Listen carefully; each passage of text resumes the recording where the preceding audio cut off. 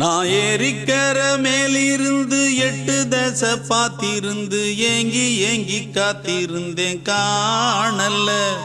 மணி 7 8 ஆன பின்னும் ஊரடங்கி போன பின்னும் சோறு தண்ணி வேணும் இன்னு தோணல்ல. என் தெம்மாங்கு பாட்டை கேட்டு தென்காத்து ஓடி வந்து தூதாக போக வேணும் அக்கறையில். நான் உண்டான ஆசைகளை சொல்லாம பூட்டி வச்சு உள்ளார வாடுறேனே இக்கரையில.